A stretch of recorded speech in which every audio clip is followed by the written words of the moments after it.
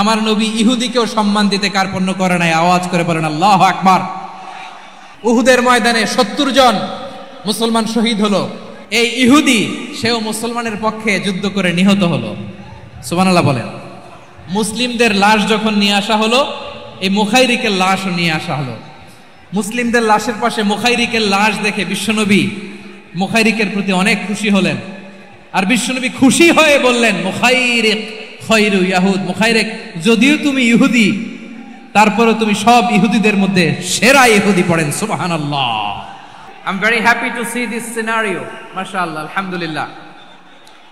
আমি একটু দেখতে চাই যে রংপুর বিভাগের কে কোন জেলা থেকে আপনারা এসেছেন। কুড়িগ্রাম থেকে কারা এসেছেন দেখি? কুড়িগ্রাম,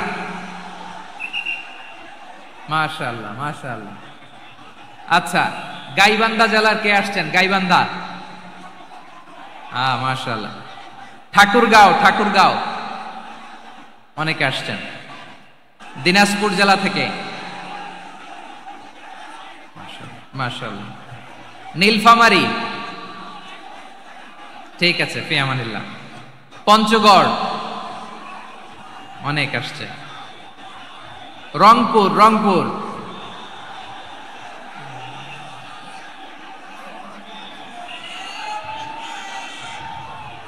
মাশাআল্লাহ মাশাআল্লাহ মাশাআল্লাহ, ঠিক আছে। লালমনিরহাটের কারা দেখি? লালমনিরহাট,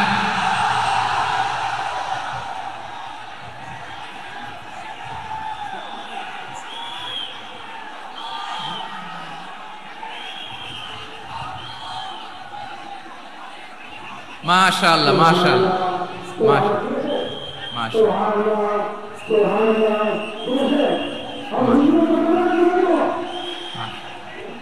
ঠিক আছে, ঠিক আছে। আচ্ছা, এই রংপুর বিভাগের বাইরে থেকে অন্য জেলার কারা কারা আসছেন দেখি? তাও আছে অনেকে, মাশাআল্লাহ, ঠিক আছে, ঠিক আছে। আজকের প্রোগ্রামে উপস্থিত আছেন প্রধান অতিথি হিসেবে অধ্যক্ষ আসাদুল হাবিব দুলু ভাই, সাংগঠনিক সম্পাদক বিএনপি, জাতীয় নির্বাহী কমিটির সভাপতি, জেলা বিএনপি লালমনিরহাট। বিশেষ অতিথি হিসেবে আমাদের অনেক ভাইরা এসছেন, সবাইকে শুকরিয়া জানাই। সভাপতিত্ব করছেন জনাব আব্দুল হাকিম। আইন শৃঙ্খলা বাহিনী, প্রশাসন, ভলান্টিয়ার্স, শুনেছি আমি প্রায় 5000 ভলান্টিয়ার্স আপনারা নিয়োগ দিয়েছেন। আলহামদুলিল্লাহ, আলহামদুলিল্লাহ। অনেক গোছালো প্রোগ্রাম। আমার প্রাণ ঢালা ভালোবাসা জানবেন, আমার হৃদয়ের গহীন থেকে ভালোবাসা নিবেন, শুভেচ্ছা জানবেন সবাই। ঠিক আছে, ঠিক আছে। প্রিয় ভাইরা, আমরা আর কাল বিলম্ব না করে মূল আলোচনায় চলে যেতে চাই। আজকে যে টপিকের উপর আমি কথা বলবো, টপিকটা হচ্ছে peaceful coexistence and communal harmony, শান্তিপূর্ণ সহাবস্থান এবং সাম্প্রদায়িক সম্প্রীতি। আমাদের বাংলাদেশে সাম্প্রদায়িক সম্প্রীতি আছে না নাই? আবহমান কাল থেকে আমরা মুসলিম, হিন্দু, বৌদ্ধ, খ্রিস্টান, পাহাড়ি, নৃগোষ্ঠী মিলেমিশে একাকার, আমরা সবাই মিলে বাংলাদেশ। আওয়াজ করে বলেন ঠিক কিনা? আমাদের পারস্পরিক সম্প্রীতি, ভালোবাসা, সৌহার্দ্যপূর্ণ আচরণ, বোঝাপড়া, এটা বেশ মজবুত, বেশ মজবুত। তবে মাঝে মাঝে আমাদের এই সম্প্রীতির ভেতরে অনেকে ফাটল ধরাতে চায়।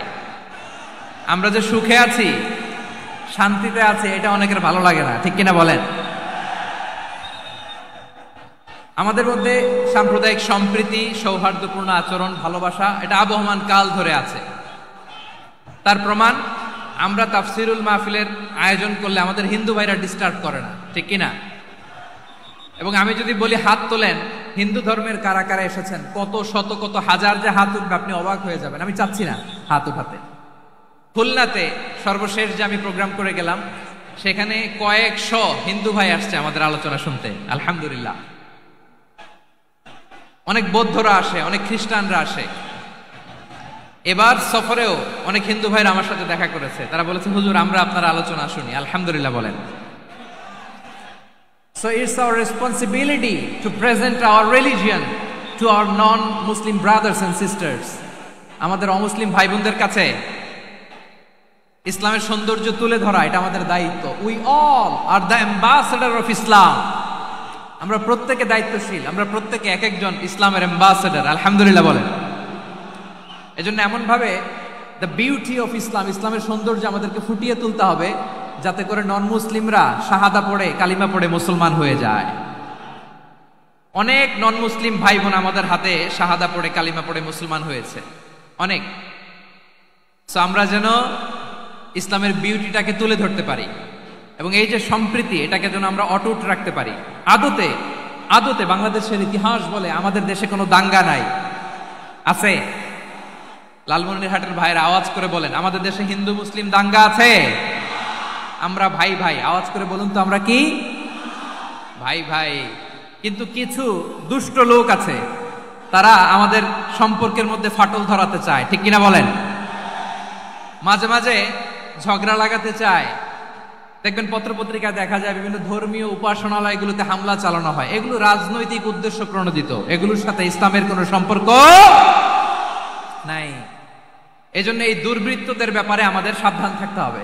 আমরা সবসময় যেমনি ঐক্যবদ্ধ, ইউনাইটেড, আমরা যদি এরকম ইউনাইটেড থাকি, এই সমস্ত দুর্বৃত্তদের কালো হাত ভেঙে দিতে আমাদের 1 ঘন্টাও লাগবে না। চিল্লায় বলো ঠিক কিনা? আমরা সংঘবদ্ধ থাকবো। এই যে আমাদের পিসফুল কোএক্সিস্টেন্স, শান্তিপূর্ণ সহাবস্থান। হিন্দুরা পূজা করে, যেদিন হিন্দুদের পূজা অনুষ্ঠান, আমরা ওই দিন তাফসির মাহফিল করি না, ঠিক কিনা বলেন? যেদিন আমাদের তাফসিরুল কোরআনের প্রোগ্রাম, ওই দিন আমাদের হিন্দু ভাইরা ডিস্টার্ব করে না। সুবহানাল্লাহ। হিন্দুদের পূজা অনুষ্ঠানে মাদ্রাসার ছাত্র যে পাহারা দেয়, গোটা বিশ্বে এরকম দৃষ্টান্ত নজির বিরল, ঠিক কিনা বলেন? আইন শৃঙ্খলা বাহিনীর পাশাপাশি মাদ্রাসার ছাত্ররা যে সেখানে পাহারা দেয়, গোটা পৃথিবীতে এই দৃষ্টান্ত আপনি পাবেন। মাদ্রাসার ছাত্ররা, তারা তো কোরআনের ধারক, তারা হাদিসের ধারক, তারা কেন মন্দির পাহারা দিবে? এই সম্প্রীতিকে ধরে রাখার জন্য, এই সৌহার্দ্যকে ধরে রাখার জন্য, আমাদের পারস্পরিক ভালোবাসাকে অটুট রাখার জন্য। আওয়াজ করে বলতে হবে, ঠিক কিনা? এখন বলেন, আমাদের এই ভালোবাসা অটুট থাক, আমরা চাই কি চাই না? আমরা হিন্দু মুসলিম মিলেমিশে শান্তিপূর্ণ সহাবস্থান, সাম্প্রদায়িক সম্প্রীতি। লালমনিরহাটের ভাইয়ের আওয়াজ করে বলুন, এই সাম্প্রদায়িক সম্প্রীতি আমরা চাই কি চাই না? আল্লাহ এই দেশকে তুমি বরকতময় করো, বাংলাদেশকে তুমি শান্তিময় করো। আওয়াজ করে সবাই বলেন আমিন। এই জায়গাটাতে সামান্য একটু আওয়াজ হচ্ছিল, এটাও থেমে গেছে। আলহামদুলিল্লাহ, আলহামদুলিল্লাহ। এখন একেবারে everything is in my control. মাশাআল্লাহ। ঠিক আছে, আমি মূল আলোচনায় যাই। প্রিয় ভাইরা, আমি বলেছিলাম আমার আলোচনার বিষয় হচ্ছে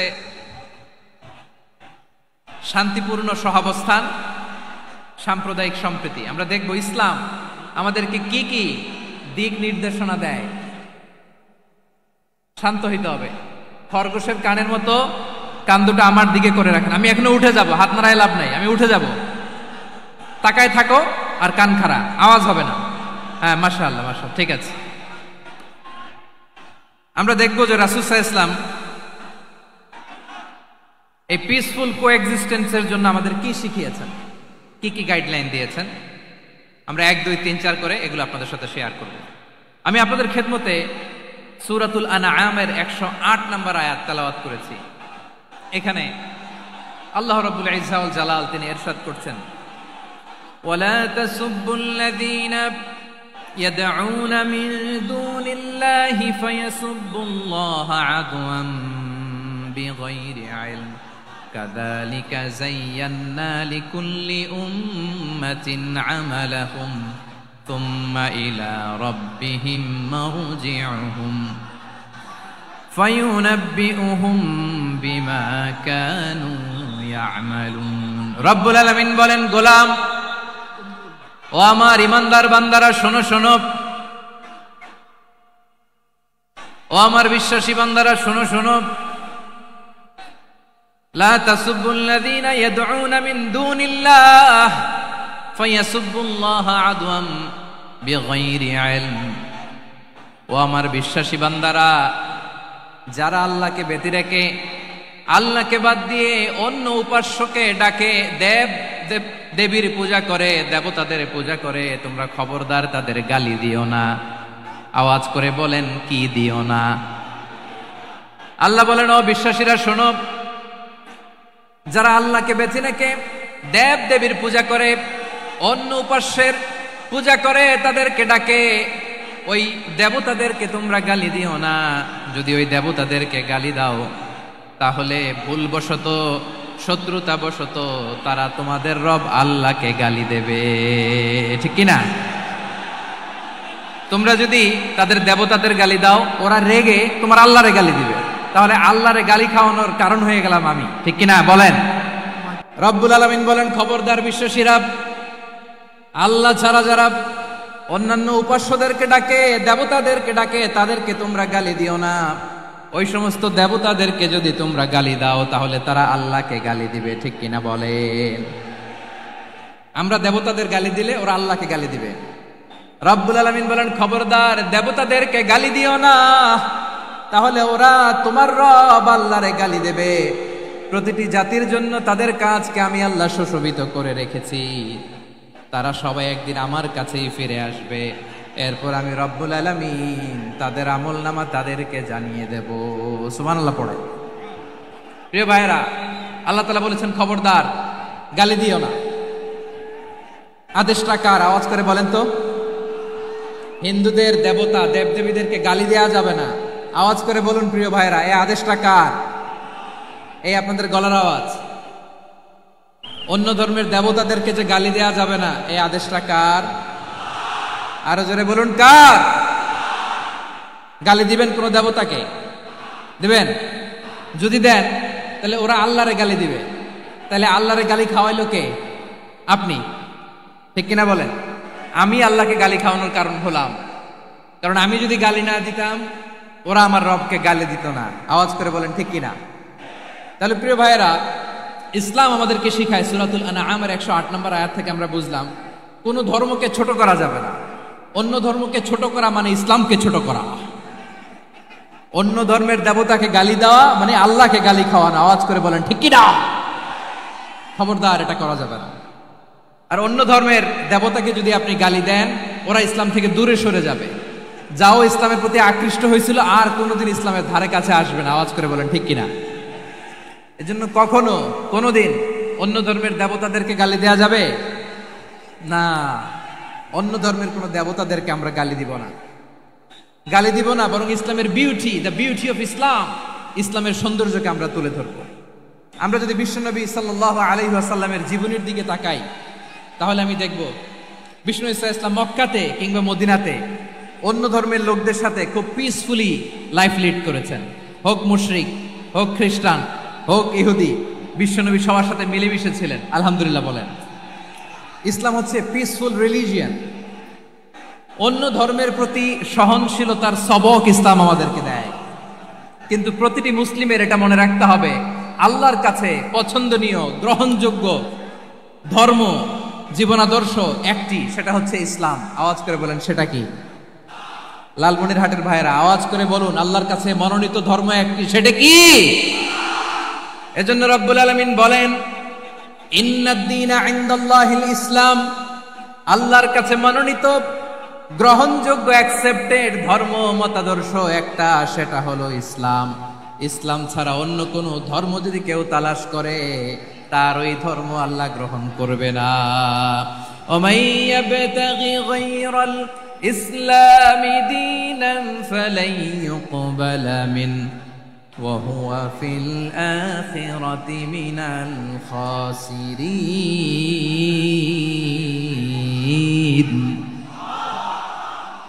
Whoever seek anything except Islam, that won't be accepted from him, and he will be loser in the day of judgment. কিয়ামতের দিন ইসলাম ছাড়া কেউ যদি অন্য কোনো ধর্ম তালাশ করেছে দুনিয়াতে, তার এই মতাদর্শ গ্রহণ করা হবে না, and he will be loser, সে হবে লুজার, ক্ষতিগ্রস্ত, হাই হাই কোম্পানির ম্যানেজার। ওর আমও শেষ, সালাও শেষ। আওয়াজ করে বলেন ঠিক কি না? এজন্য ইসলাম পেয়ে আমরা খুশি না বেজার? প্রত্যেক নামাজ শেষে আমরা আল্লাহরে বলি, আল্লাহ রাদিতু বিল্লাহি রাব্বা ওয়া বিল ইসলামি দীনা ওয়া বি মুহাম্মাদিন নাবিয়ান ওয়া রাসূলা। ও আল্লাহ, তোমারে রব হিসেবে পেয়ে আমরা খুশি। ও আল্লাহ, ইসলামকে ধর্ম হিসেবে পেয়ে আমরা খুশি। বিশ্বনবীকে আমাদের রাসূল পেয়ে আমরা খুশি। ঠিক কিনা বলেন? ইসলাম ছাড়া অন্য কোনো ধর্ম আমরা গ্রহণ করব না। ঠিক কিনা বলেন? আল্লাহর কাছে অ্যাকসেপ্টেড রিলিজিয়ন একটা, সেটা ইসলাম। তো বিশ্বনবী সাল্লাল্লাহু আলাইহি ওয়াসাল্লাম মক্কাতে কিংবা মদিনাতে খুব পিসফুলি এক্সিস্ট করেছেন, যে কোনো ধর্মের সাথে মিলেমিশে চলেছেন। তার প্রমাণ আমরা যদি রাসূল সাল্লাল্লাহু আলাইহি ওয়াসাল্লামের বায়োগ্রাফির দিকে তাকাই, তাহলে দেখব তিনি মুশরিকদের সাথে পিস ট্রিটি করেছেন, শান্তি চুক্তি, পিস ট্রিটি, পিস এগ্রিমেন্ট। আপনারা হুদাইবিয়ার সন্ধির নাম শুনেছেন? আমার লালমনিরহাটের কলিজার টুকরা ভাইয়েরা, হুদাইবিয়ার সন্ধির নাম আপনারা শোনেন নাই? ষষ্ঠ হিজরিতে বিষ্ণু ঈসা ইসলাম মুশরিকদের সাথে এই ট্রিটি করেছেন, চুক্তি। কাদের সাথে? মুশরিকদের সাথে। আমরা তো মুসলমান বসতে পারি না, আমরা দুই মুসলিম ভাই একসাথে বসে চা খেতে পারি না, গল্প করতে পারি না। বিষ্ণু ঈসা ইসলাম মুশরিকদের সাথে ট্রিটি করেছেন, হুদাইবিয়ার সন্ধি। এই সন্ধির আগে মক্কা থেকে কেউ মদিনায় যেতে পারে না, মদিনা থেকে কেউ মক্কায় যেতে পারে না। কিন্তু এই সন্ধির পরে ট্রাফিক স্বাভাবিক হয়ে গেল, মক্কার লোকেরা মদিনায় আসতে পারে, মদিনার লোকেরা মক্কায় আসতে পারে। এটাকে বলে সুলহে হুদাইবিয়া, the peace agreement of Hudaibiya, শান্তি চুক্তি। আমরা পৃথিবীতে এখন অনেক শান্তি চুক্তির নাম শুনি, এগুলো সব the piece treaty of Hudaibiya থেকে কপি করা। আল্লাহু আকবার। তাহলে বিশ্বনবী সাল্লাল্লাহু আলাইহি সাল্লাম তিনি যে শান্তিপূর্ণ সহাবস্থানে বিশ্বাসী ছিলেন, মুসলমানেরা যে অন্য ধর্মের প্রতি সহনশীল, তার প্রমাণ হচ্ছে এই পিস ট্রিটি। শুধু তাই নয়, মাইকের সাউন্ডটা একটু বাড়াই দিতে হবে, খুব দুর্বল, একটু মজবুত করতে হবে, আর একটু ক্লিন করতে হবে, আর সবগুলা জায়গায় সাউন্ড যাচ্ছে কিনা একটু ক্রস চেক করতে হবে। হ্যাঁ, পাবেন দিচ্ছে mic operator, he is trying his level best, দিচ্ছে। মাইক অপারেটর যিনি আছেন, প্রতিটি জায়গায় প্রতিটি সাউন্ড বক্সে যেন আওয়াজ পাওয়া যায়, একটু ক্রস চেক করেন, সাউন্ডটাকে একটু স্ট্রং করে দেন। হ্যাঁ, ঠিক আছে, মাশাআল্লাহ। এদিকে তাকান, এদিকে। মক্কার পার্ট গেল, পিস এগ্রিমেন্ট করলেন, শান্তি চুক্তি। বিষ্ণু ঈসা ইসলাম মদিনায় যে কি করলেন? মদিনায় যে বিষ্ণু ঈসা ইসলাম মদিনা চার্টার করলেন, মদিনা সনদ, সাহিফাতুল মদিনা, এটার বলে মদিনা চার্টার। যে ওয়েস্টে, ইউরোপে, আমেরিকাতে তারা অনেক চার্টার করে, সব চার্টার মদিনা চার্টার থেকে কপি করা। আওয়াজ করে পড়েন সুবহানাল্লাহ। বিষ্ণু ঈসা ইসলাম মদিনায় গেলেন, মদিনাতে মুসলিম, মুশরিক, ইহুদি, এই তিন ধর্মের লোক মিলে সব স্টেক হোল্ডার যারা আছে সবাইকে নিয়ে বিষ্ণু ঈসা ইসলাম মদিনা চার্টার করলেন, মদিনা সনদ। পড়েন সুবহানাল্লাহ। শুধু তাই নয়, মক্কাতে বিশ্বনবী পিস এগ্রিমেন্ট করলেন, শান্তি চুক্তি মুশরিকদের সাথে। মদিনাতে যে বিশ্বনবী মদিনা চার্টার করলেন, মদিনা সনদ করলেন ইহুদিদের সাথে। আবার মদিনাতে বিশ্বনবী ইহুদিদের সাথে পিস ডায়ালগ করলেন, ইন্টারফেথ ডায়ালগ করলেন, আন্তধর্মীয় সংলাপ করলেন। যে সংলাপের মূল ভিত্তি ছিল তাওহীদ। মূল ভিত্তি ছিল কি? তাওহীদ। বিশ্বনবী ইহুদিদেরকে ডাকলেন, আহ্বান করলেন, কুল ইয়া আহলাল কিতাবি তাআলাউ ইলা কালিমাতিন সাওয়াইন বাইনানা ওয়া বাইনাকুম আল্লা না'বুদা ইল্লাল্লাহ ওয়া লা নুশরিকা বিহি শাইআন ওয়া লা ইয়াত্তাখিযা বা'দুনা বা'দান আরবাবাম মিন দুনিল্লাহ فإن تولوا فقولوا اشهدوا بأننا مسلمون। সুবহানাল্লাহ পড়েন। বিশ্বনবী মদিনার ইহুদিদের ডেকে বললেন, ও ইহুদিরা, শোনো শোনো, আসো এমন একটা আদর্শের প্রশ্নে আমরা একত্রিত হই, যে আদর্শের প্রচার তোমাদের নবীরাও করেছে, আমিও করি। যে আদর্শের কথা তোমাদের পবিত্র ধর্মগ্রন্থগুলোতে আছে, আমার কোরআনেও আছে, সেটা হলো তাওহীদ। আমরা এক আল্লাহ ছাড়া কারো ইবাদত করব না, আল্লাহর সাথে কাউরে শরীক করব না, আল্লাহ ছাড়া কাউরে রব মানব না। পড়েন সুবহানাল্লাহ। তাহলে আমার প্রিয় লালমনিরহাটের ভাইরা, মদিনাতে যে তিনি মদিনা চার্টার করলেন, মদিনা সনদ, পিস ডায়ালগ করলেন, শান্তির সংলাপ,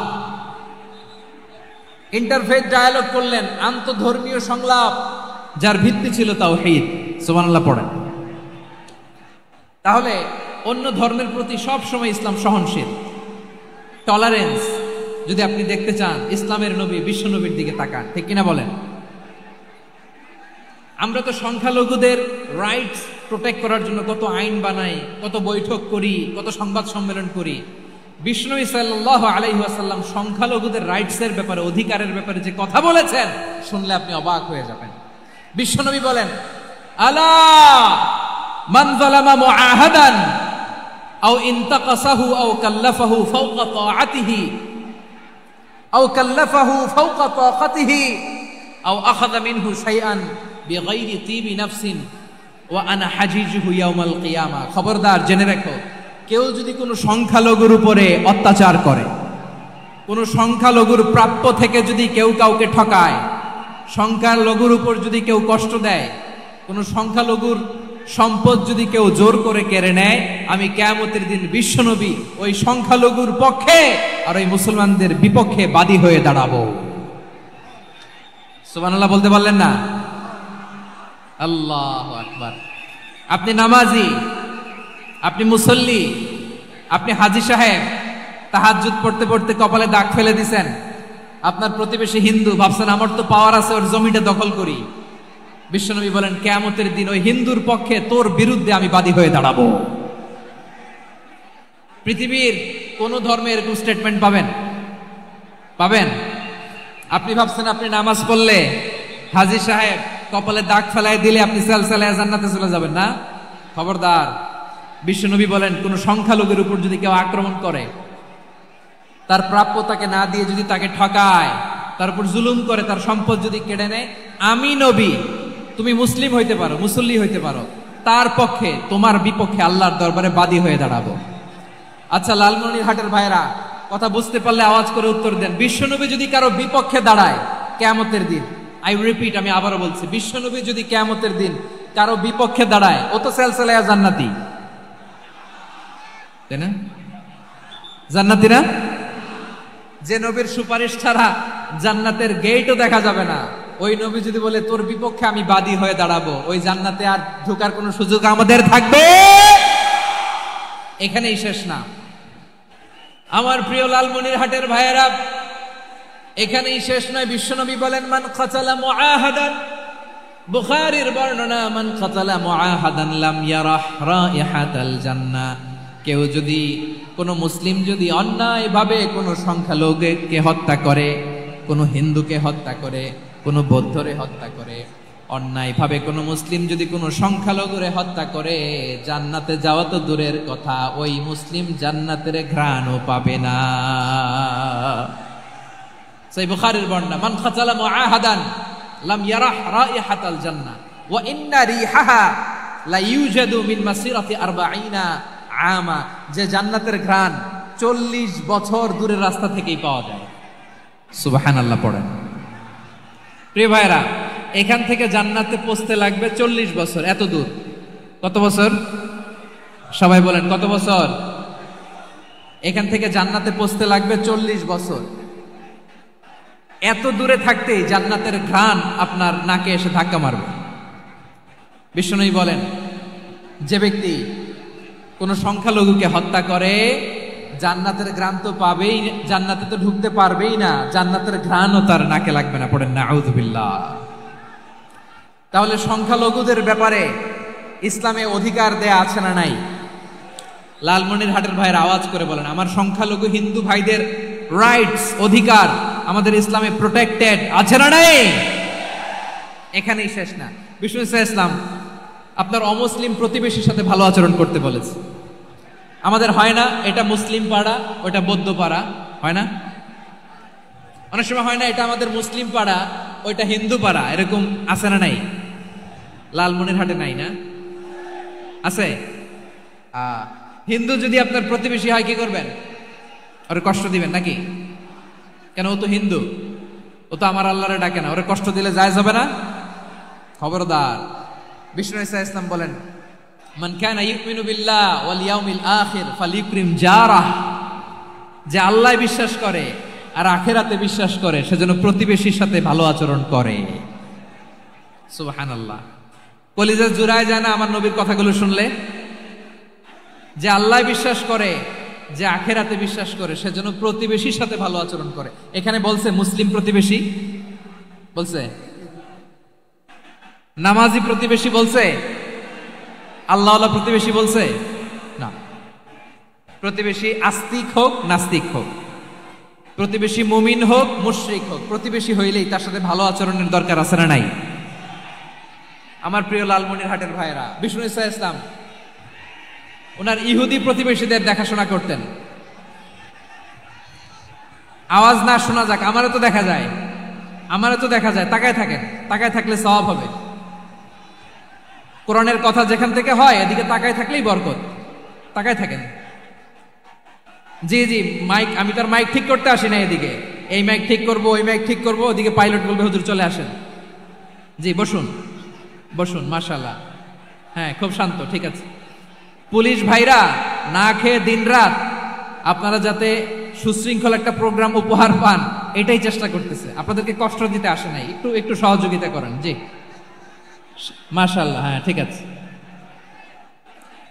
আমার প্রিয় ভাইরা, প্রতিবেশী আস্তিক হোক নাস্তিক হোক, মুসলিম হোক হিন্দু হোক, তার সাথে ভালো আচরণ করতে হবে। বিষ্ণু ইসা ইসলাম ওনার ইহুদি প্রতিবেশীর বাসায় যেতেন। কোন প্রতিবেশী? ইহুদি।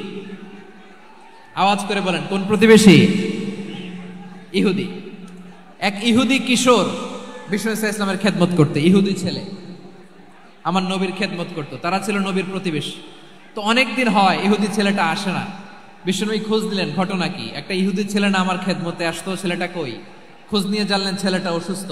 বিষ্ণু ইসা ইসলাম ওই ইহুদির বাড়িতে চলে গেলেন ওই ছেলেটাকে দেখা করার জন্য, ভিজিট করার জন্য। সুবহানাল্লাহ পড়বেন না? গেলেন, যে দেখে ইহুদি ছেলেটা মুমূর্ষ, জান জান যায় যায় ভাব, বিছানায় পড়ে আছে, তার বাবা দাঁড়ানো। বিশ্বনবী তার মাথার পাশে বসলেন, মাথায় হাত বুলিয়ে দিলেন, আর ছেলেটাকে বললেন আসলিম, হে ইহুদি ছেলে আসলিম, ইসলাম ধর্ম গ্রহণ করো। তো ছোট্ট ছেলে ভাবে আমরা ইহুদি, এখন ইসলাম ধর্ম গ্রহণ করলে আব্বা যদি বকা দেয়, ফানাযারা ইলা ওয়াজহি আবি, ছেলেটা তার বাবার চেহারার দিকে তাকালো, দেখি আব্বা কি কয়। আব্বা যদি বলে তাইলে ইসলাম ধর্ম গ্রহণ করবে। ইহুদি ছেলেটা তার বাবার দিকে যখন তাকালো, ওর বাবা বলে আতি আবুল কাসিম, আবুল কাসিম যা বলে তাই করো। আবুল কাসিম হচ্ছে বিষ্ণু ইসা ইসলামের একটা কুনিয়াত, উপনাম। আমার রাসূলের বড় ছেলের নাম ছিল কাসেম। যেমন দেখবেন আমাদের এলাকায় কারো ছেলের বড় ছেলের নাম যদি হয় আব্দুল্লাহ, এরা আব্দুল্লাহর বাপ বলে ডাকে। কারো বড় মেয়ের নাম যদি হয় ফাতেমা, এরা কি ডাকে? ফাতেমার বাপ বলে না? তো বিষ্ণু ইসা ইসলামের বড় ছেলের নাম ছিল কাসেম। ইহুদি বাবা বলল আতি আবুল কাসেম, আবুল কাসেম যা বলে তাই শোনো, মানে মোহাম্মদ যা বলে তাই শোনো। এই কথা শুনে ছেলে সাহস পাইছে, ছেলে আবার পড়তে আরম্ভ করলো আশহাদু আল্লাহ ইলাহা ইল্লাল্লাহ ও আশহাদু আন্না মুহাম্মাদার রাসূলুল্লাহ, পড়েন আল্লাহু আকবার। বিশ্বনবীর আহ্বান শুনে ওই আহ্বানে সাড়া দিয়ে ইহুদি ছেলে শাহাদা পড়ে মুসলমান হয়ে গেল। তার হৃদয়টারে ঈমানের নূর দিয়ে আলোকিত করে দিল কে? প্রিয় ভাইরা, এবার রাসূল সাল্লাল্লাহু আলাইহি ওয়াসাল্লাম বের হয়ে আসলেন ঘর থেকে, আর বললেন আলহামদুলিল্লাহিল্লাযী আনকাযাহু মিনান নার, প্রশংসা সে আল্লাহর যে আল্লাহ জাহান্নামে চলে যাচ্ছিল প্রায় এমন একটা লোককে মুহূর্তের মধ্যে কালেমায়ে শাহাদাতের বদৌলতে জান্নাতি বানায় দিলেন। আওয়াজ করে পড়েন সুবহানাল্লাহ। এই হাদিস থেকে আমরা কি শিখলাম? What is the moral of the story? এক নাম্বার স্টোরি হলো, প্রতিবেশী ইহুদি হোক হিন্দু হোক, যাবেন, সুসম্পর্ক রাখবেন, উপহার দিবেন, বিপদে পাশে দাঁড়াবেন, তাইলেই তো আপনাদের প্রতি, মুসলমানদের প্রতি তারা আকৃষ্ট হবে, ঠিক কিনা বলেন? আপনি যদি হিন্দুদের সাথে বৌদ্ধদের সাথে নাই মিশেন, নাস্তিকের কাছে নাই যান, তো ইসলামের সৌন্দর্যটা ওরা বুঝবে কেমনে? আমার অনেক হিন্দু পরিচিত ভাই আছে, ওরা আমাদের ইফতারির প্রোগ্রামে এসে একসাথে ইফতারি করে। অনেক মদখোর আমার সাথে বসে একসাথে ডিনার করে, হাফ প্যান্ট পরা, গলায় স্বর্ণের চেইন, হাতে স্বর্ণের ব্রেসলেট, আইসা আমার সাথে ডিনার করছে, আছে এরকম। গাঁজাখোর, আমি বলি আসো, welcome welcome to my dinner, আসো বসো, বসলেই তো আমি ওর ডিএনএ, চিন্তার ডিএনএ চেঞ্জ করে দেওয়ার সুযোগ পাবো। চিল্লায় বলো ঠিক কিনা? আসতে হবে আমার কাছে। Our door is open, the door of Islam is open 24/7. সব সময় আমাদের ইসলামের দরজা আমার অমুসলিম ভাইদের জন্য খোলা আছে না নাই?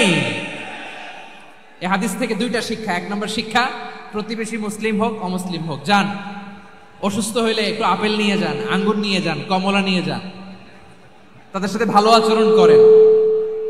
ইসলামের বিউটি দেখে, সৌন্দর্য দেখে অবাক হবে, নসিব ভালো হলে কোনোদিন কালিমা পড়ে মুসলমান হয়ে যাবে। ঠিক কিনা বলেন? তাহলে অমুসলিমের সাথে ভালো সম্পর্ক। বিশ্বনবী ইহুদির বাড়িতে গেলেন, ইহুদির বাড়ি, আর আমার মুসলমান ভাই আমার কাফের বলে, এরকম আছে না নাই? মুসলিম মুসলিমরা দেখতে পারে না, সহ্য করতে পারে। বিশ্বনবী সাল্লাল্লাহু আলাইহি ওয়াসাল্লাম ইহুদির বাড়িতে গেলেন, এটা একটা শিক্ষা। আরেকটা শিক্ষা হলো, ভাইরা ধাক্কা মেরে এসে সামনে এসে কি লাভ? প্রোগ্রাম তো শেষ হচ্ছে, এখনই শেষ হচ্ছে। তো এই যে আমাদের বকশি ভাই ওয়াদা নিল, হাত তোলালো, মিম বলে এত কথা বলল, তো আমি জেলায় জেলায় যে খালি হাত নাড়াই তোমাদের জন্য নাকি? হ্যাঁ, হাত নাড়াই শুধু। এই ধাক্কাইতে ধাক্কাইতে এদিকে এসে হাত নাড়াইতেছে, হয়েছে তো, দেখলাম তো, ঠিক আছে, মাশাআল্লাহ, অনেক সুশৃঙ্খল, অন্যান্য যে কোনো জেলার চেয়ে অনেক সুশৃঙ্খল। আমার দিকে তাকাও, আমার দিকে তাকাও, ঠিক আছে। এই যে দাঁড়িয়ে আছে, একটা ছেলে নড়ে না, দেখছেন? মাশাআল্লাহ মাশাআল্লাহ মাশাআল্লাহ। হ্যাঁ, এইভাবেই। আর কয়েকটা মজাদার কথা আছে, শোনো। এই হাদিস থেকে আমাদের শিক্ষা হলো, আমার প্রতিবেশী যেই ধর্মের হোক আমি সম্পর্ক রাখবো। অসুস্থ হলে যাব, কি বলেন ভাইরা? যাবেন না? যাবেন না আপনারা? আচ্ছা, 2 নম্বর শিক্ষা হলো, বিষ্ণু ঈসা ইসলামের খাদেম ছিল ইহুদি, এতদিন খেদমত করলো, একদিনও বিশ্বনবী ওরে কালিমার দাওয়াত দেয় নাই। কারণ কি? বিশ্বনবী একটা ভালো সময়ের অপেক্ষা করতেছিলেন, প্রপার টাইমিং। দাঈর কাজ হচ্ছে দাঈ ইলাল্লাহ, সে হচ্ছে সুযোগ সন্ধানী। দাঈ সুযোগ খোঁজে, কখন দাওয়া দিলে ব্যাটে বলে হবে, ঝুপ বুঝে কোপ মারে, ঠিক কিনা বলেন? বিষ্ণু ইসলাম ভালো সময়ের অপেক্ষা করতেছিলেন, দেখি ভালো সময় আসুক আসুক আসুক আসুক। আস্তে আস্তে এমন সময় আসছে, ছেলে এবার মুমূর্ষ। অসুস্থ ব্যক্তির হৃদয় অত্যন্ত নরম থাকে, হসপিটালে যখন কেউ যায় তার হৃদয়টা বড্ড নরম থাকে, মৃত্যুর ভয়ে তার অন্তরটা নরম থাকে, ঠিক কিনা বলেন? এই প্রপার টাইমিং এর অপেক্ষা করতেছিলেন। যখনই টাইমিং পেয়েছেন, দাওয়াত দিলেন, পড়ো লা ইলাহা ইল্লাল্লাহ, সুবহানাল্লাহ পড়েন সবাই। তাহলে ইসলাম অমুসলিম প্রতিবেশীর সাথে ভালো আচরণ করতে বলে। ইসলাম অমুসলিম মাতা পিতার সাথেও ভালো আচরণ করতে বলে। মাতা পিতা যদি অমুসলিম হয়, তারা ফেলে দিতে পারবেন? পারবেন? পারবেন? আমার লালমনিরহাটের ভাইরা, অনেক হিন্দু ছেলে আমাদের হাতে শাহাদা পড়ে মুসলিম হয়, কিন্তু ওর মা মুসলমান হয় নাই, বাবাও হয় নাই, এরকম আছে না নাই? তো ও হয়েছে মুসলিম, মা বাপ হিন্দু, এখন মা বাপ কি বাদ? হ্যাঁ, মা বাপ বাদ দেয়া যাবে? যেই মা আপনার 9 মাস 8 মাস পেটে ধারণ করলো, আপনার মায়ের নার ছেঁড়া ধন, আপনি ওই মারে বাদ দিতে পারবেন? যে মায়ের বুকের তাজা দুধ খেয়ে আপনি আজকে বাড়ন্ত তাজা তরতাজা, ওই মারে বাদ দেয়া যাবে? মায়ের এক ধারে দুধের দাম, কাটিয়া গায়ের চাম, পাপোশ বানাইলেও ঋণের শোধ হবে না, এমন দরদি ভাবে কেউ হবে না আমার মাহা গো। মায়ের এক ধারে দুধের দাম, কাটিয়া গায়ের চাম, পাপোশ বানাইলেও ঋণের শোধ হবে না, এমন দরদি ভাবে কেউ হবে না আমার মাহা গো। ঠিক কিনা?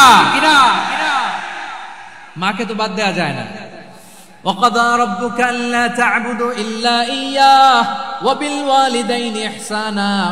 আল্লাহ বলে, অবধারিত 2টা ভার্ডিক্ট তোমাদের জন্য, এক আল্লাহর ইবাদত করবা আর মা বাবার প্রতি ইহসান করবা। আদেশটা কার? মা বাবার প্রতি ইহসান করতে হবে।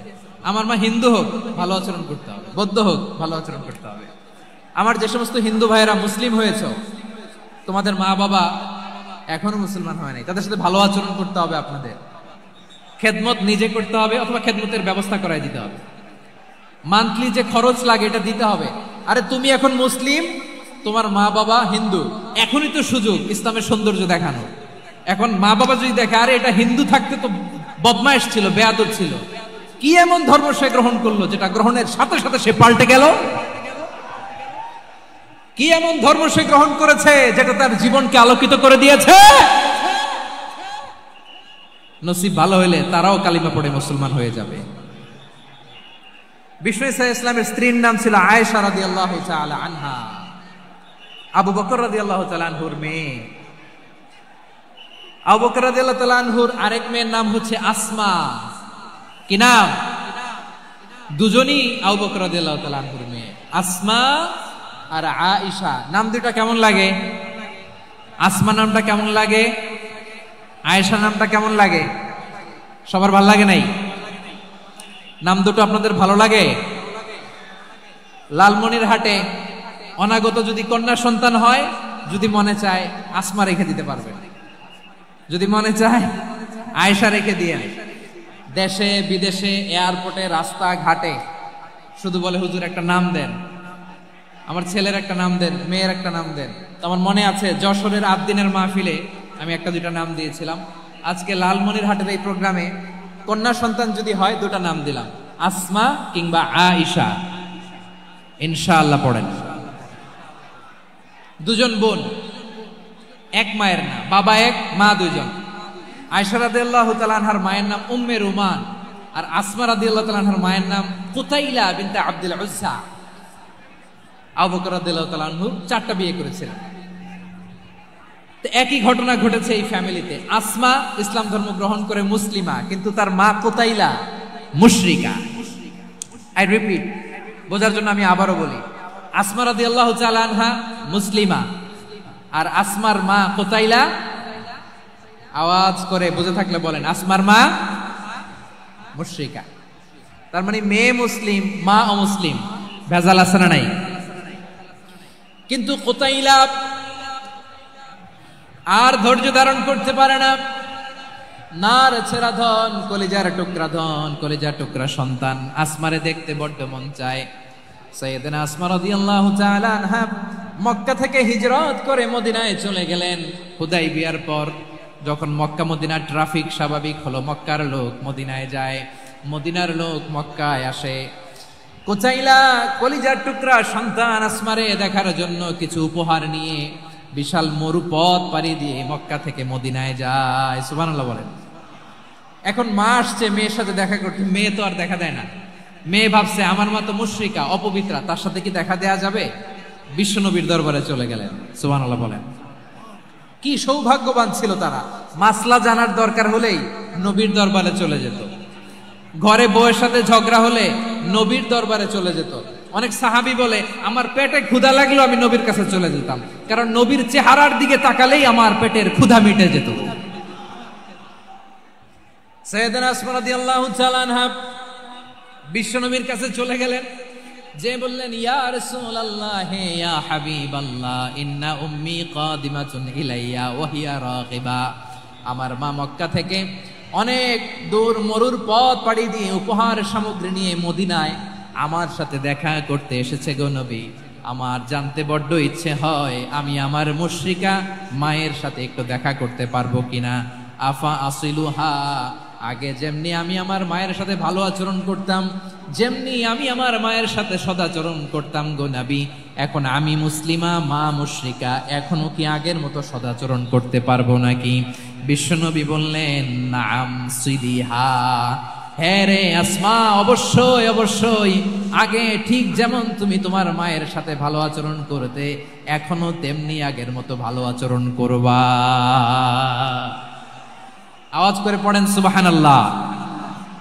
কি ইসলাম আমরা পেয়েছি!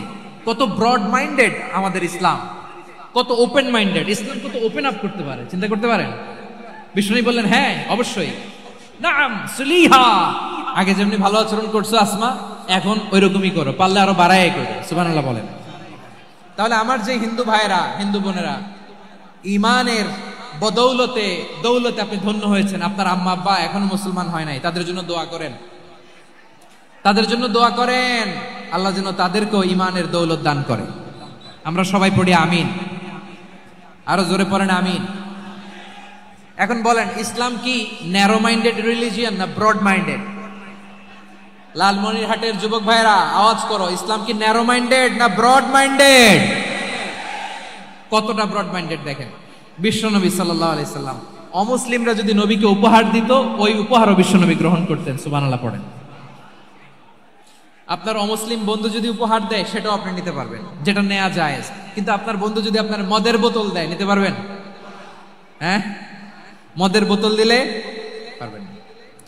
আপনার বন্ধু যদি আপনার পর্ক দেয়, পর্ক, শুকরের গোশত মিশ্রিত কোনো খাবার, ওটা নিতে পারবেন না। হালাল যে কোনো জিনিস নিতে পারবেন। বিশ্বনবী সাল্লাল্লাহু আলাইহি ওয়াসাল্লাম অমুসলিমদের দেয়া হাদিয়া গ্রহণ করতেন। কেমন নবী ছিলেন? আমার নবীরে চিনে নেন, আমার নবীর অ্যাটিটিউড জেনে নেন। বিশ্বনবী সাল্লাল্লাহু আলাইহি ওয়াসাল্লাম যখন কোনো জনপদে যেতেন, 3টা অপশন নিয়ে যেতেন। প্রিয় ভাইয়ের, আওয়াজ করে বলতে হবে, কোন জনপদে গেলে আমার নবীর অপশন থাকতো কয়টা? আমার মতো 3 আঙ্গুল উঁচু করে দেখান আর বলুন, আমার নবী কোন জনপদে গেলে কয়টা অপশন নিয়ে যেতেন? 1 নাম্বার অপশন আসলিম তাসলাম। নতুন এলাকায় গেলে বলতেন আসলিম তাসলাম, ইসলাম ধর্ম গ্রহণ করো, শান্তিতে থাকবা, আমার ভাই হয়ে যাবে, আমরা ভাই ভাই। ইসলাম মানো, আমরা ভাই ভাই। অপশন নাম্বার কত? 1। যদি বলে না ইসলাম মানবো না, ওকে, অপশন নাম্বার 2, মুসলিম হওয়ার দরকার নাই, লা ইকরাহা ফিদ্দিন, ইসলামে কোনো বাড়াবাড়ি নাই। খ্রিস্টান আছো থাকো, বৌদ্ধ আছো থাকো, ইহুদি থাকতে চাও থাকো, কিন্তু আমরা যেহেতু রিজিওনাল সুপার পাওয়ার, আমাদের আন্ডারে থাকো, ট্যাক্স দিয়া থাকো, এটার বলে জিজিয়া। আলেম যারা আছেন বুঝবেন, এটার আরবিতে কি বলে? জিজিয়া। You pay us the tax, we will give you the security. তোমরা ট্যাক্স দিবা, আমরা সিকিউরিটি দিব, আমাদের আওতায় থাকবা, কেউ তোমাদেরকে আক্রমণ করতে পারবে না, আমরা নিরাপত্তা দিব। সুবহানাল্লাহ বলেন। এটা অপশন নাম্বার কত? আচ্ছা, বুঝে থাকলে বলেন, 1 নাম্বার অপশন কি ছিল? ইসলাম।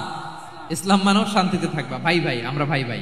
অপশন নাম্বার 2, ট্যাক্স দাও, আমরা নিরাপত্তা দিব, মুসলিম হওয়া লাগবে না।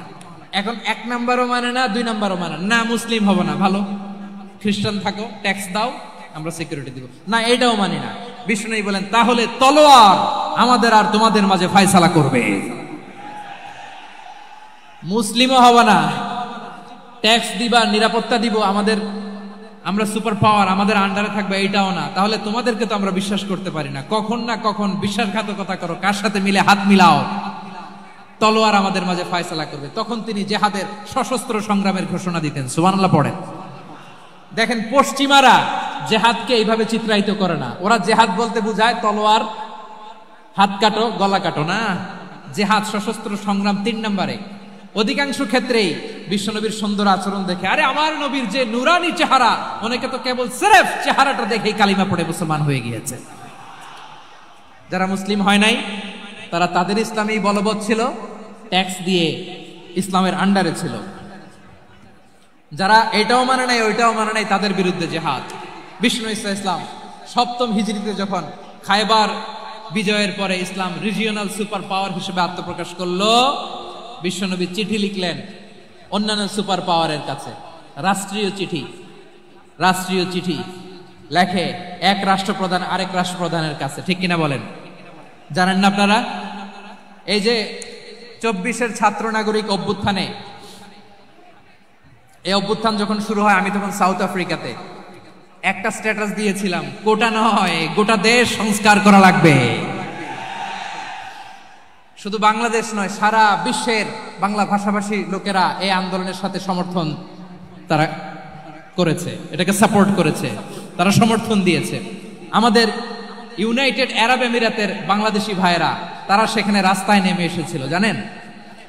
ওইখানে ডেমনস্ট্রেশন করা যায় না, সেখানকার সরকার তাদেরকে যাবজ্জীবন দিয়েছিল। তখন আমাদের এই যে প্রধান উপদেষ্টা ডক্টর মোহাম্মদ ইউনূস সরাসরি G2G বলে, এটারে G2G, government to government, G2G, উনি চিঠি লিখলেন যে তাদেরকে, ইউর হাইনেস, হে সম্মানিত আমির, আপনি আমার এই চিঠির কারণে আমার সম্মানে এই 53 জন বাংলাদেশিকে মাফ করে দেন। এই চিঠির বদৌলতে বেকসুর খালাস পেয়ে গিয়েছিল আমাদের ভাইরা। জানেন না এই ঘটনা আপনারা? তাহলে গভর্নমেন্ট টু গভর্নমেন্ট চিঠি দেওয়া হয়। 7ম হিজরিতে বিষ্ণু ইসলাম সব সুপার পাওয়ারের কাছে চিঠি দিলেন, রোমান সম্রাটের কাছে, পারস্য অধিপতির কাছে, মিশরের অধিপতির কাছে, সবার কাছে চিঠি লিখলেন। চিঠির ভাষা ছিল এরকম, মিন মুহাম্মাদিন রাসূলিল্লাহ ইলা মুকাওকিস আযীমিল কিবত, মুহাম্মদ রাসূলুল্লাহর পক্ষ থেকে মিশরের বাদশার কাছে, আসলিম তাসলাম, ইসলাম মানো, শান্তিতে থাকবা, সালামুন আলা মান ইত্তাবা আল হুদা, শান্তি তার জন্য যে হেদায়েতের অনুসরণ করে। সুবহানাল্লাহ পড়েন। তো এই চিঠি অনেকে ভালোভাবে রিসিভ করেছে, অনেকে এই চিঠি পাওয়ার পরে নবীর কাছে আবার ইন রিটার্ন উপহার পাঠিয়েছে। কি পাঠিয়েছে? উপহার। মিশরের বাদশা মুকাউকেস তিনি বিশ্বনবীকে বিশাল এক উপহারের ডালি পাঠিয়েছেন। মিশরের বাদশা মুকাউকেস ছিলেন ধর্মে খ্রিস্টান। লালমনিরহাটের ভাইয়েরা আওয়াজ করে বলেন, মিশরের বাদশা ধর্মে কি ছিল? খ্রিস্টান। কি উপহার দিয়েছিল আমার নবীকে? শুনতে মনে চায়? আওয়াজ নাই লালমনিরহাটের গলায়, শুনতে মনে যায়? 1000 স্বর্ণ মুদ্রা, 1000 স্বর্ণ মুদ্রা। 2টা খ্রিস্টান দাসী, একজনের নাম মারিয়া বিনতে শামউন আল কিবতিয়া, আরেকজনের নাম সিরিন বিনতে শামউন আল কিবতিয়া। একজন খ্রিস্টান দাস 20 থান কাপড় জামা বানানোর জন্য, আমরা নবী যেন সেলাই করে জামা বানাতে পারে এজন্য 20 থান কাপড়, 20 থান ফাইন গার্মেন্ট। সুবহানাল্লাহ পড়বেন না? এরপরে একটা গাধা যেটার নাম ছিল উফাইর, আর একটা খচ্চর এটার নাম ছিল দুলদুল। খচ্চর চিনেন? গাধা আর ঘোড়ার ক্রসিং এ যে প্রাণীটা দুনিয়াতে আসে এটার খচ্চর বলে। তো এই যে সুপার পাওয়ার খ্রিস্টান বাদশার কাছে নবী চিঠি লিখলেন, ওই খ্রিস্টান বাদশা আমার নবীকে উপহার দিল। বিশ্বনবী এই উপহারগুলো সানন্দে গ্রহণ করেছে। সুবহানাল্লাহ পড়বেন না? তাহলে অমুসলিম কেউ যদি আপনাকে উপহার দেয়, হালাল উপহার হলে আপনি গ্রহণ করতে পারবেন। অনুরূপভাবে পারস্যের বাদশা, রোম সম্রাট বিশ্বনবীকে উপহার পাঠিয়েছেন। আমার নবী সবগুলো উপহার গিফট গ্রহণ করেছেন। সুবহানাল্লাহ বলেন। তাহলে প্রিয় লালমনিরহাট আওয়াজ করে বলুন, ইসলাম কি ন্যারো মাইন্ডেড রিলিজিয়ন না ব্রড মাইন্ডেড? আম্মাজান আয়েশার কাছে মাসালা জানতে চায় মেয়েরা, হে আম্মাজান, অগ্নি উপাসকেরা তাদের ঈদের দিন নওরোজের সময় আমাদেরকে পাখি দেয়, নেওয়া যাবে? উনি বললেন, ওরা জবাই করে দিলে নেওয়া যাবে না, কিন্তু ওরা যদি ফলমূল এরকম খাবার দেয় এগুলো নেওয়া যাবে। তার মানে অমুসলিমদের দেয়া উপহার এটা গ্রহণ করা যায়। সুবহানাল্লাহ বলেন। শুধু তাই নয়, বিষ্ণু ঈসা ইসলাম অমুসলিমদের সাথে আর্থিক লেনদেনও করেছেন, ফিনান্সিয়াল ডিলিং করেছেন। অমুসলিমদের সাথে প্রয়োজনে আপনি ফিনান্সিয়াল ডিলিং করতে পারবেন। আমরা প্রায় দেখি বাজারের মিষ্টির দোকানগুলো আমার হিন্দু ভাইদের। লালমনিরহাটে মিষ্টির দোকান, দইয়ের দোকান কারা চালায়? হিন্দুরা চালায় না? তারপরে যে বারবার শপ, চুল কাটে যে নাপিত, অধিকাংশ নাপিতের দোকানে কারা? আমার হিন্দু ভাইরা। তা আপনি চুল কাটতে পারবেন কিনা? পারবেন কিনা বলেন? পারবেন। তার দোকান থেকে দই মিষ্টি কিনতে পারবেন কিনা? হ্যাঁ, আমার মুসলিম ভাইয়ের দোকান থাকলে ওইটারে আমি বেশি প্রায়োরিটি দিব, ঠিক কিনা? কিন্তু যদি তাদের সার্ভিস নিতে চান, প্রোডাক্ট নিতে চান, পারবেন। তার দলিল সহিহ বুখারী, আম্মা জান আয়েশা রাদিয়াল্লাহু তাআলা আনহা বলেন, ইশতারা রাসূলুল্লাহ সাল্লাল্লাহু আলাইহি ওয়াসাল্লাম মিন ইয়াহুদিয়িন তুআমান ওয়া রাহানাহু দিরআহু মিন হাদিদ। রাসূল সাল্লাল্লাহু আলাইহি ওয়াসাল্লাম এক ইহুদির কাছ থেকে, কার কাছ থেকে? সবাই বলে নাই কার কাছ থেকে? আমার নবী, পেয়ারা নবী এক ইহুদির কাছ থেকে জব কিনেছিল। জব, বার্লি, যেটা দিয়ে রুটি বানায়। ওই জবের দাম দেওয়ার টাকা পয়সা নবীর কাছে ছিল না। ফলে নবী ওনার একটা পোশাককে মর্গেজ রেখেছিলেন, মর্গেজ, বন্ধক, যে এখন এটার দাম দিতে পারবো না, কয়েক কেজি বার্লি নিয়ে যাই আর বন্ধক হিসেবে আমার জামাটা রেখে গেলাম, যেদিন দাম দিব ওই দিন জামাটা ছুটায় নিয়ে যাব। সুবহানাল্লাহ পড়বেন না? বাকিতে নিছিলেন, বাকিতে। দিরআহু মিন হাদিদ, লোহার তৈরি বর্ম, মানে যুদ্ধের পোশাক, লোহা দিয়ে বানানো। বিশ্বনবী বললেন, কয়েক কেজি জব দাও, টাকাটা পরে দিব, এখন টাকা নাই, বন্ধক হিসেবে, মর্গেজ হিসেবে আমার জামা রেখে গেলাম, যখন টাকা দিব জামা ছুটায় নিব। আওয়াজ করে বলতে হবে সুবহানাল্লাহ। এ থেকে বোঝা গেল অমুসলিমদের সাথে ফিনান্সিয়াল ডিলিং করা যায়, অর্থনৈতিক লেনদেন করা যায়, কেনাবেচা করা যায়, প্রোডাক্ট কেনা যায়। এমনকি আমাদের মসজিদে নববীতে বারান্দায় আপনারা একটা অটোমেটিক ফ্লাইং আমব্রেলা দেখছেন? সূর্য যখন বাড়ে মসজিদে নববীর বারান্দায় ইয়ার্ডের মধ্যে অটোমেটিক্যালি কিছু আমব্রেলা আছে, শাঁ করে খুলে যায়, আর সূর্যের তাপ লাগে না। আবার সন্ধ্যাবেলায় এই আমব্রেলাগুলো ওরা ক্লোজ করে ফেলে, দেখেন নাই না? দেখছেন? এই মসজিদে নববীকে সর্বোচ্চ উন্নত মানের কনস্ট্রাকশন ইনফ্রাস্ট্রাকচার ডেভেলপ করার জন্য কর্তৃপক্ষ কিছু অমুসলিম ইঞ্জিনিয়ারের ডিজাইনারের সহায়তা নিয়েছিল। সুবহানাল্লাহ বলেন। কোন দলিলের ভিত্তিতে? এই দলিলের ভিত্তিতে যে বিষ্ণু ঈসা ইসলাম অমুসলিমদের সাথেও লেনদেন করেছেন। আওয়াজ করে বলতে হবে আল্লাহু আকবার। শুধু তাই নয়, ইন কেস অফ ইমার্জেন্সি, প্রয়োজনে ইসলামের খাতিরে ইসলামকে সামনের দিকে এগিয়ে নিয়ে যাওয়ার জন্য অমুসলিমদের সাপোর্ট নেওয়া জায়েজ আছে। সুবহানাল্লাহ বলেন। অমুসলিমদের সাপোর্ট নেয়া, তাদের থেকে অর্থ নেয়া, পলিটিক্যাল সাপোর্ট, পলিটিক্যাল অ্যাসাইলাম নেওয়া জায়েজ আছে। আমাদের অনেক বিশ্ববরেণ্য দায়ীরা আমেরিকায় অস্থায়ীভাবে অ্যাসাইলাম নিয়ে থাকে, নিজের দেশে গেলে ফাঁসিতে ঝুলাই দিবে। যুগ যুগ ধরে দায়ীদের উপর এরকম অত্যাচার আর নির্যাতন আছে না নাই? মিশরের অনেক দায়ীরা পাশ্চাত্যে যেয়ে থাকে। এই যে তারা পলিটিক্যাল অ্যাসাইলাম নিয়ে থাকে, রাজনৈতিক আশ্রয়, এটা জায়েজ আছে না? এটা যে জায়েজ আছে তার প্রমাণ স্বয়ং বিশ্বনবী সাল্লাল্লাহু আলাইহি ওয়াসাল্লাম পলিটিক্যাল সাপোর্ট নিয়েছিলেন অমুসলিমদের কাছ থেকে। সুবহানাল্লাহ বলেন। খুব মজাদার একটা ঘটনা, শুনবেন। আপনাদের আগ্রহ দেখে তো মনে হয় না শোনার ইচ্ছা আছে। আছে আছে, গলায় জোর আছে। লিল্লাহে তাকবীর, লিল্লাহে তাকবীর, নারায়ে তাকবীর। মাশাআল্লাহ।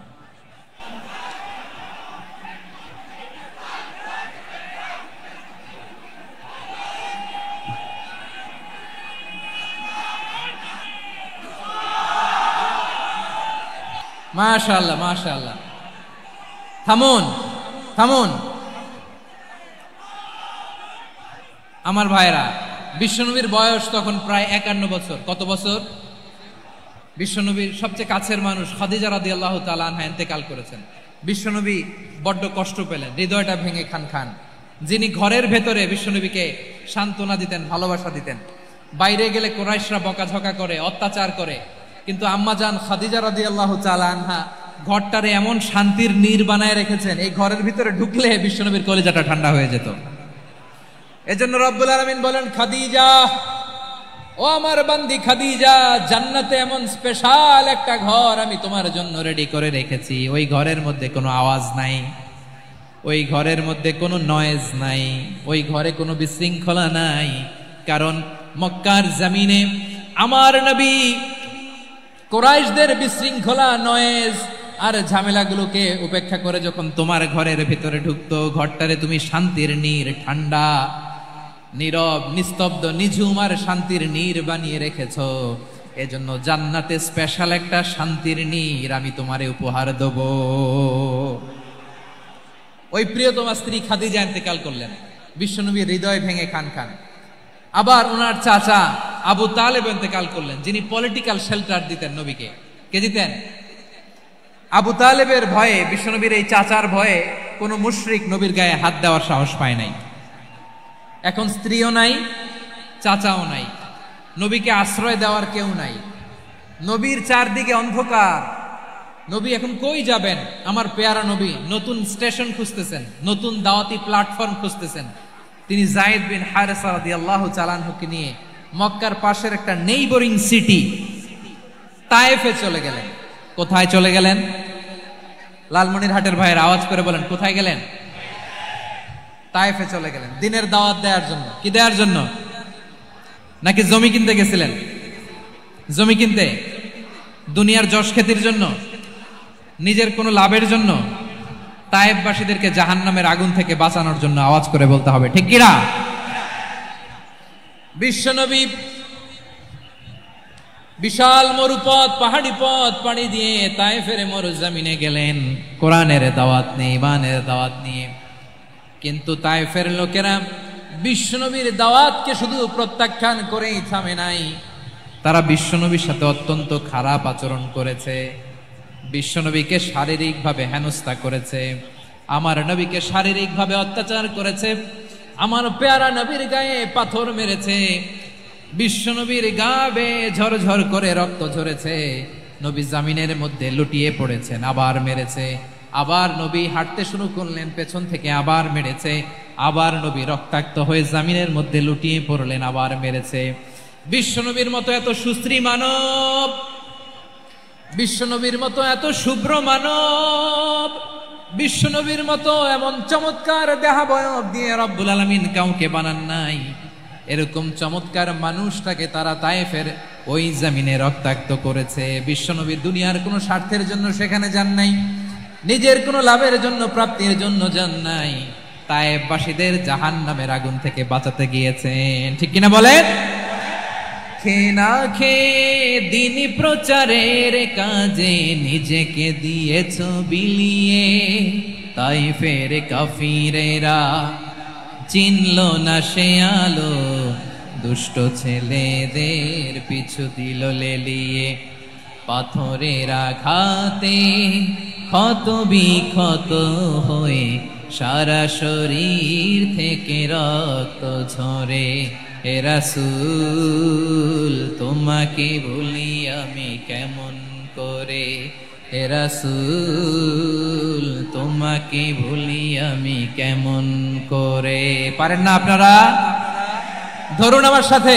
হাজার ব্যথা বেদনার পরে ফিরে আসনি তুমি আপন ঘরে, দিনের আলো তুমি ছড়িয়ে দিতে চলে গেলে মদিনায় মক্কা ছেড়ে।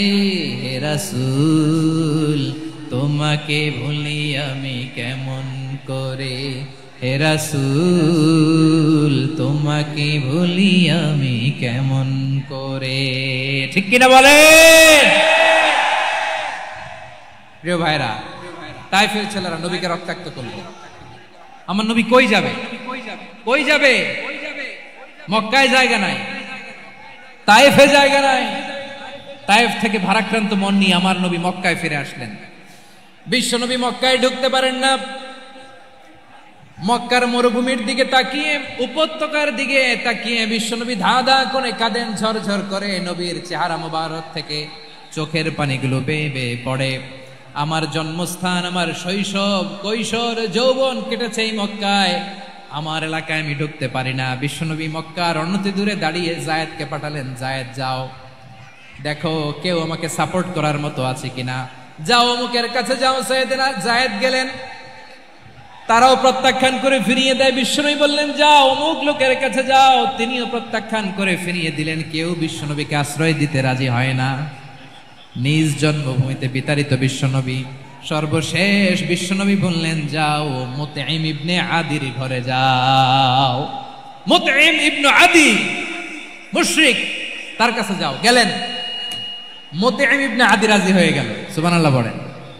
দেখেন, অনেক বিপদের সময়ও আমি নিজে সাক্ষী, সামাজিকভাবে, রাজনৈতিকভাবে কত ঝঞ্ঝা, কত ষড়যন্ত্র, কত কনস্পাইরেসি পাড়ি দিয়ে আমাদেরকে সামনে এগিয়ে যেতে হয়। এই শত্রুদের ভেতরেও একজনকে দাঁড় করিয়ে দেয় যে আল্লাহর কোরআনের জন্য রেডি হয়ে যায়। পড়েন সুবহানাল্লাহ।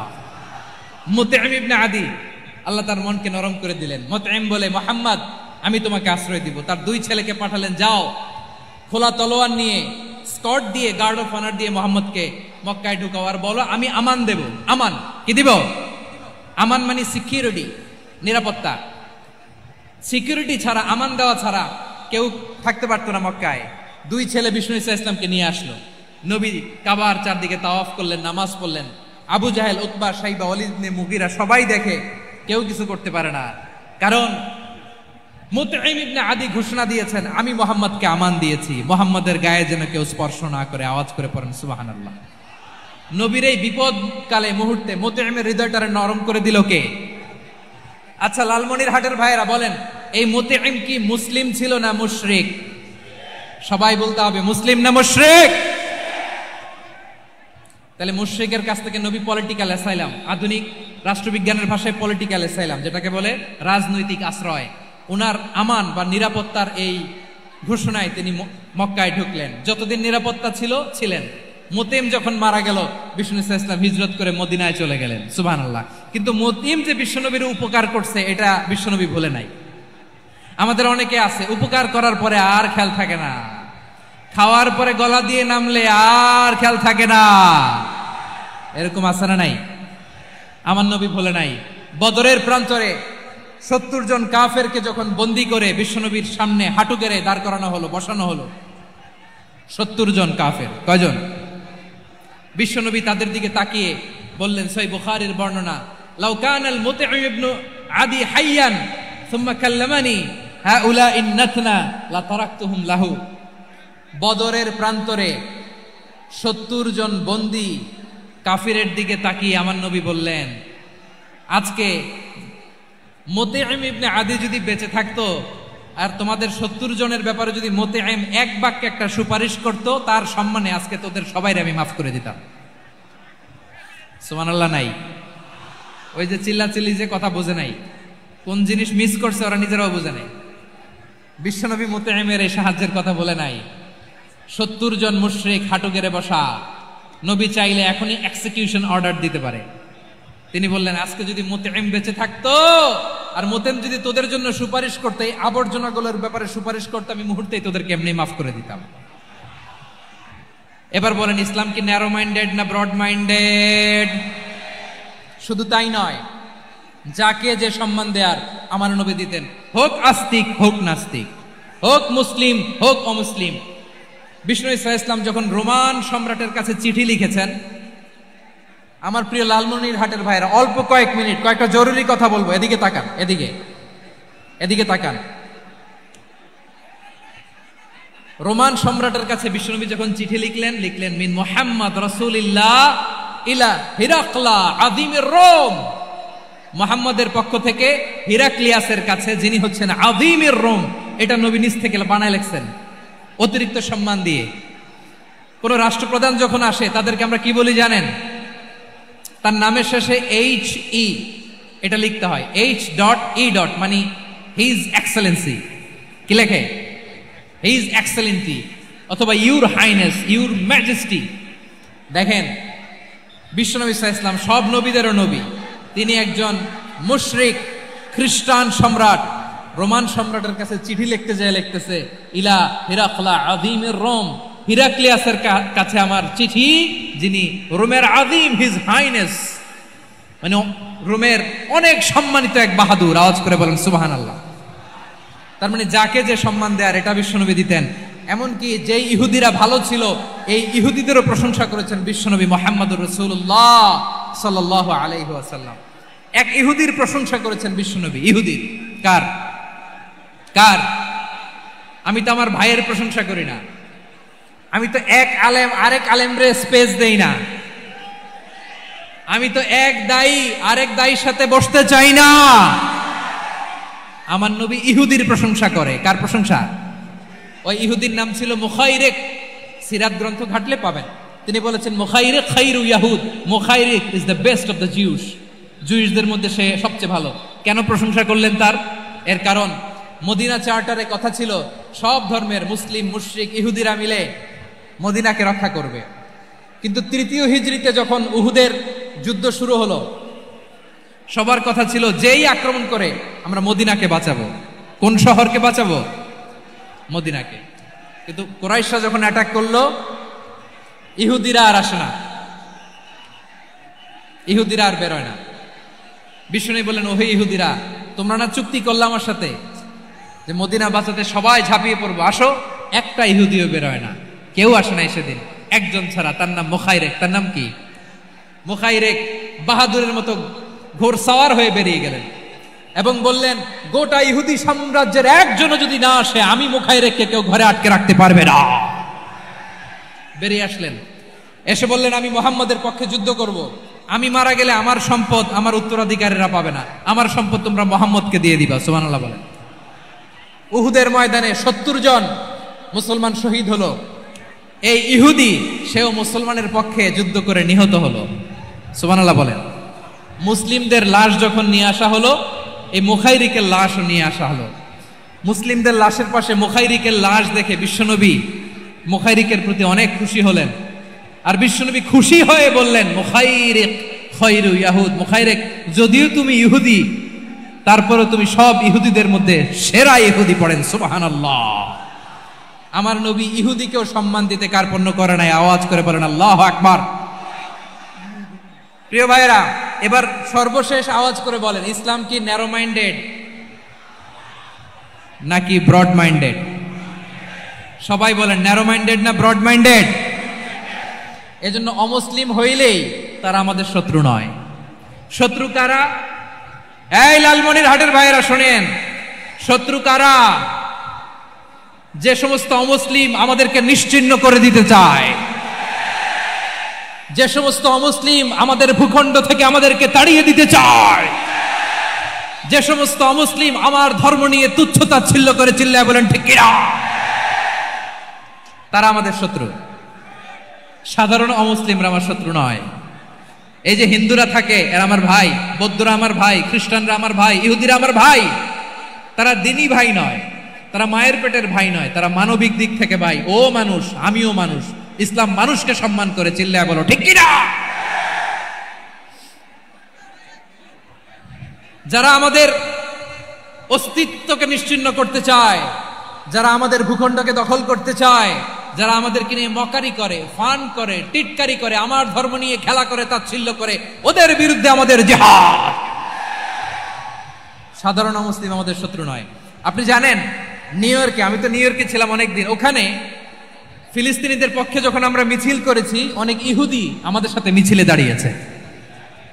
কারণ ওরাও জানে এই ভূখণ্ড ফিলিস্তিনিদের ভূখণ্ড। আওয়াজ করে বলো লালমনিরহাট ঠিক কিনা।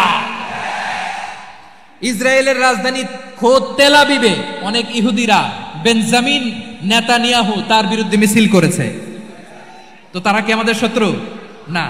অনেক খ্রিস্টান আমাদের সাথে আমাদের স্বার্থ রক্ষায় আমাদের পাশে দাঁড়িয়েছে। খেয়াল রাখবেন, হিন্দু আর হিন্দুত্ববাদ এক নয়, ইহুদি ধর্ম আর জায়নিজম এক নয়।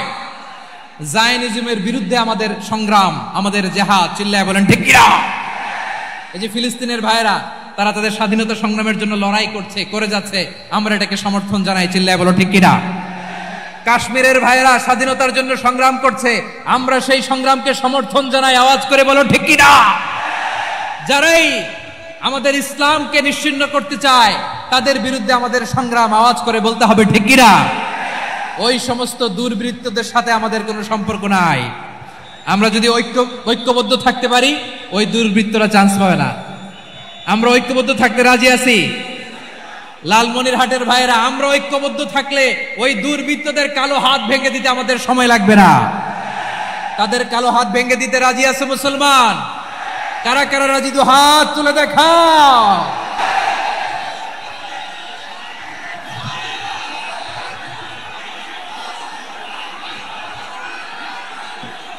আমার প্রাণ প্রিয় লালমনিরহাটের ভাইয়েরা, শত্রু কাফের আর অশত্রু কাফেরের মধ্যে পার্থক্য আছে না নাই?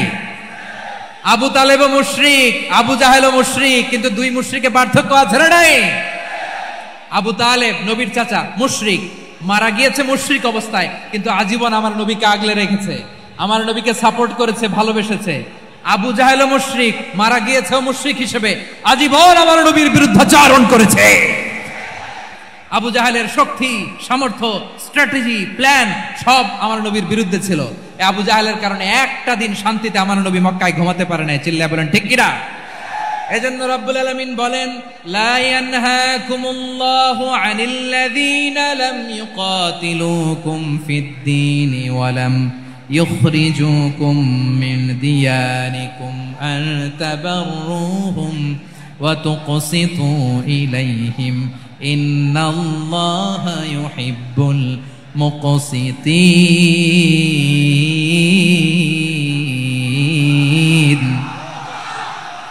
আল্লাহ বলে, গোলামেরা শোনো শোনো, যে সমস্ত অমুসলিম তোমাদের সাথে ধর্মযুদ্ধে লিপ্ত হয় না, তোমাদের বিরুদ্ধে যে সমস্ত অমুসলিম অস্ত্র ধরে না, যে সমস্ত অমুসলিম তোমাদেরকে তোমাদের জন্মস্থান থেকে, ভূখণ্ড থেকে তাড়িয়ে দেয় না, তাদের সাথে ভালো আচরণ করতে আমি আল্লাহ নিষেধ করি নাই। তাদের সাথে সদাচরণে কোনো নিষেধাজ্ঞা নাই, বরং তাদের সাথে সদাচরণ করো, এটাই আমি আল্লাহ চাই। তাহলে আমার যে অমুসলিমরা আমাদের সাথে শত্রুতা করে না, তুচ্ছতাচ্ছিল্য করে না, আমাদের ভূমি থেকে আমাদেরকে উচ্ছেদ করতে চায় না, আমাদের বিরুদ্ধে অস্ত্র ধরে না, ওই অমুসলিম ভাইদের সাথে আমাদের কোনো দ্বন্দ্ব আছে? কোনো বিরোধ আছে? বরং আছে ভালোবাসা। বরং আছে কি? এই ভালোবাসা দিয়ে আমরা বিশ্ব জয় করব। রাজি আছে মুসলমান? আমাদের পুঁজি ভালোবাসা। আমাদের পুঁজি কি? এবার আওয়াজ করে বলেন আমার এই পুরো আলোচনা থেকে the religious coexistence, peaceful coexistence, শান্তিপূর্ণ সহাবস্থান, কমিউনাল হারমোনি, এই সাম্প্রদায়িক সম্প্রীতি, এই আলোচনা থেকে কি বুঝলেন? ইসলাম কি ন্যারো মাইন্ডেড না ব্রড মাইন্ডেড? এই ব্রড মাইন্ডেড হৃদয় নিয়ে ভালোবাসা দিয়ে আমরা বিশ্ব জয় করতে চাই। রাজি আছেন? আল্লাহ কবুল করুক, আমরা সবাই পড়ি আমিন। লালমনিরহাটের জেলা স্টেডিয়ামে আমার প্রিয় মায়েরা বোনেরা, আপনাদের জন্য একটা হাদিস বলে শেষ করব। বিশ্বনবী বলেন, আমার মায়েরা খেয়াল করে শুনুন, বিশ্বনবী আপনাদের উদ্দেশ্য করে বলেন, আল মারআতু ইযা সাল্লাত খামসাহা ওয়া সামাত শাহরাহা হাফিজাত ফুরুজাহা আতাআত বা'লাহা ফালতাদখুল মিন আইয়ি আবওয়াবিল জান্নাতি শাআত। বিশ্বনবী বলেন, ও রমণীরা, ও নারীরা, যে সমস্ত নারী এই 4টা কাজ করবে, এই 4টা কাজের গ্যারান্টি দিবে, তাদেরকে জান্নাতের 8টা দরজার গ্যারান্টি দেয়া হবে। কি 4টা কাজ? 1 নাম্বার, আল মারআতু ইযা সাল্লাত খামসাহা, যে নারী 5 ওয়াক্ত নামাজ পড়ে। কি করে? জেলা স্টেডিয়ামে অবস্থানরত আমার নারীরা বোনেরা, বিশ্বনবী আপনাদেরকে 4টা কাজের কথা বলেছেন, খুব বেশি না। 4টা করলে 8 জান্নাতের দরজা সব খোলা। কোনটা দিয়ে যাবেন? যেটা দিয়ে মনে চায়। 1 নাম্বার 5 ওয়াক্ত নামাজ। আমার বোনেরা জোহরের নামাজ পড়তে পড়তে এটা আসরে নিয়ে যায়, আসর পড়তে পড়তে এটা মাগরিবে নিয়ে যায়। এরকম আসরা নাই? লালমনিরহাটে হয়তো নাই। আমার বোনেরা এটা করবেন না।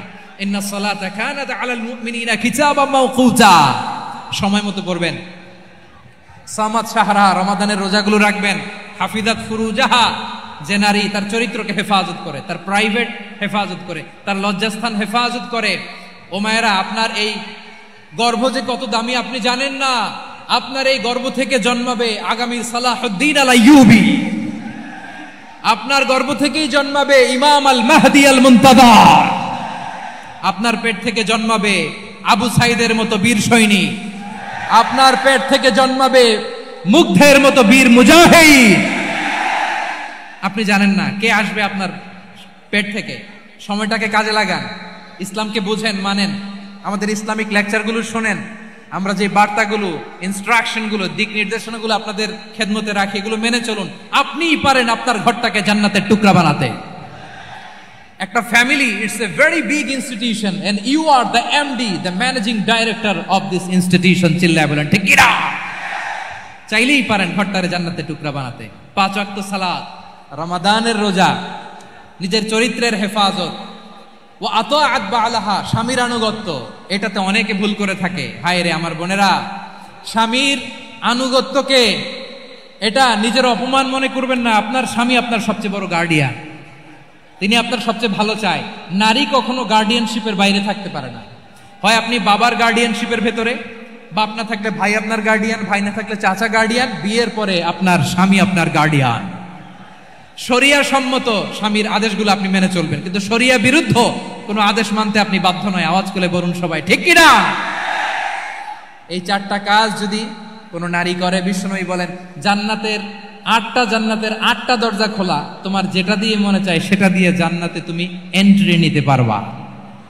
আমরা এখানে লালমনিরহাটের সোহরাওয়ার্দী ময়দানে আজকে যেমন একত্রিত হতে পারলাম, আল্লাহর জান্নাতেও যেন একত্রিত হতে পারে। আল্লাহ তুমি তৌফিক দান করো। আল্লাহ আমার এই কলিজার টুকরা যুবক ভাইদেরকে তুমি উমরে ফারুকের মতো কবুল করো। জেলা স্টেডিয়ামে অবস্থানরত আমার মা বোনদেরকে তুমি ফাতেমার মতো, খাদিজার মতো কবুল করো।